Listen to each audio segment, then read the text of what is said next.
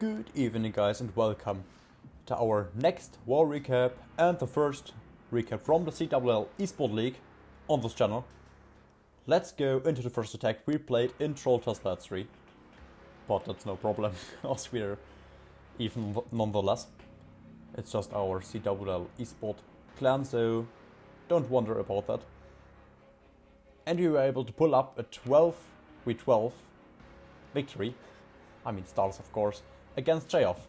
We won per percentage, it was pretty close at the end, but we were able to. And let's go into the first attack. So, on this base, they used this base some hours before in the ESL Meisterschaft, I think. So we knew, okay, there are traps right there. I'm not able to show them right now because I don't know them exactly, but we didn't know if they would be dumb enough, and it's J-Off, so they aren't dumb, to replace them. So we thought, okay, it's J-Off, they're clever guys, they're good attackers, so they would replace the Teslas and so on. So we couldn't use the stream footage that is online. However, we looked on the base and we just thought, oh no, what a messy base. And in the ESL Meisterschaft, the enemy of J-Off was not able to take out this base. So we thought, okay, we need a good plan. And we came up with with a blimp to the town hall, with some coconut loons in front of, and here is no place for traps. So this blimp is pretty safe. After that we could play the queen, but not to the left side. We needed to play it to the right side because of this king. This king is pulling the troops to the eagle artillery, and here the king would just pull the troops to the air sweepers. So the right side is more ideal than the left side. The blimp is lowering the CC, so we thought, okay, we need an early queen, not only to funnel but also to take out the headhunters, to lure the headhunters in front, or possible headhunters. And after that we just played a Yeti Smash right through with the double layer right to this first IT, and then once anti-clockwise around the base. Not the most creative plan, but as long as it works, and it's an only Yeti plan. So let's go in it and watch it. Yeah, it's an attack by myself, so I'm able to say a bit more about the attack. Blame me for that, but at the end it's just a bit logic, I think. The blimp was going through with ace, and now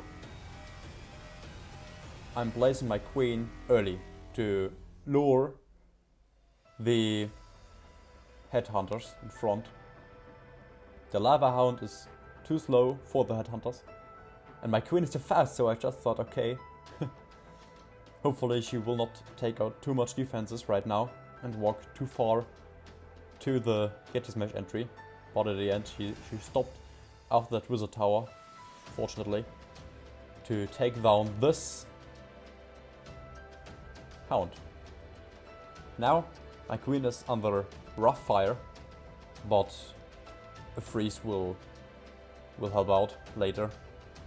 And now I'm just playing in my mass Yeti attack at the end, freezing the scatter shot to keep my first Yetis alive, and of course the second warp breaker will be able to ensure the double layer.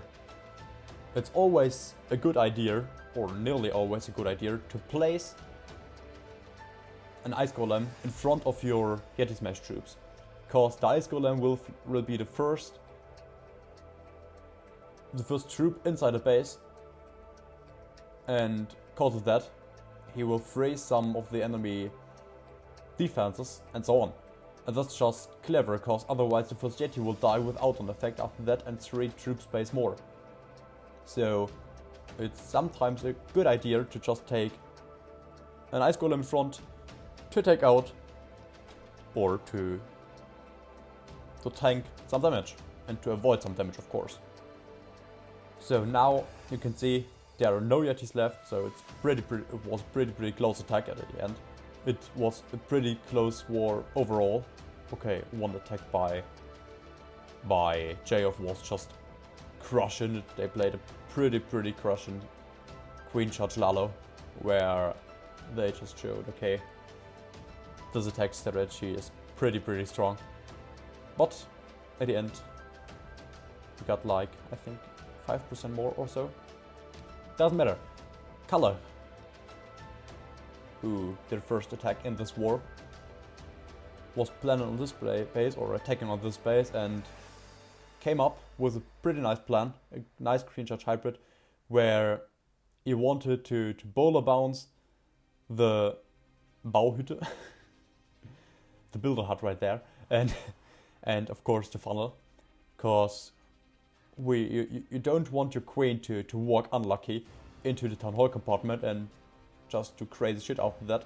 You want your queen to walk like you want it, and that she's doing that, you need to invest your troops clever and know how to push her the right way. The way to control your queen is pretty important, or a good way to know, let's say that way. And after that, he just thought, okay, I could break into this bomb tower to take out the scatter shot, to create a pretty nice pathing, so you can see the base is pretty small after that, only an IT and scatter shot and the next IT left. He's easily able to funnel with his king from 3 to 6, and of course playing in hybrid into the town hall. The pathing is nearly perfect. So let's go into the attack and watch how Kalle was able to do it.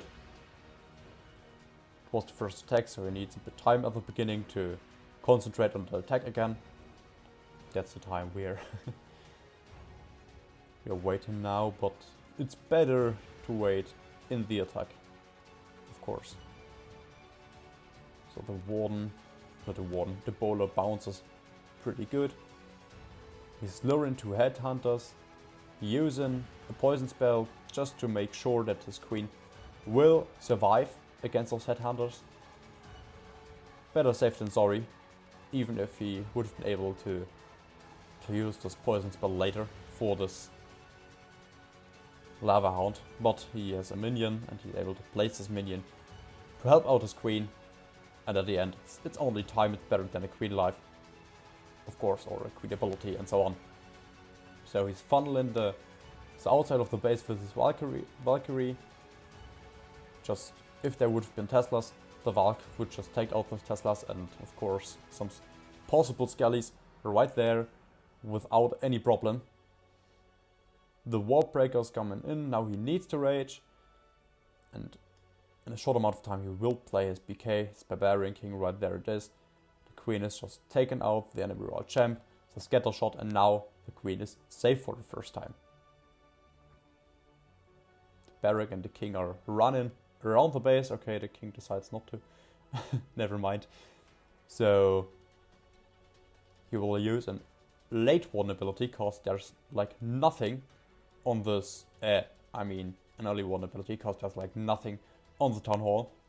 So it was a bit unlucky, and now nearly all of his hogs were dying because of this. And nothing went at the end to the town hall, at the beginning to the town hall. So it was just a bit unlucky. But it was just crushing, and now there's a double giant bomb which taken out all of his orcs, or the rest of his hogs. Okay, that's only... okay, no, that's not left. And his miners are losing health quickly right now. His queen died to the enemy. Single IT, and now you can see the royal champ is there to take out the last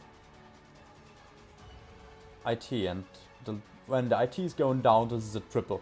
We thought so, we waited till there are only 3 buildings left before the IT to use the royal champ ability, and with the last breath of the royal champ he was able to swear his ability weapon and to get the IT to save the triple. So that was it for this video. There will be more videos coming soon, also from the CWL eSports, but maybe some other eSteams or so. Let's see how we'll do it. And I'm just saying, bye bye.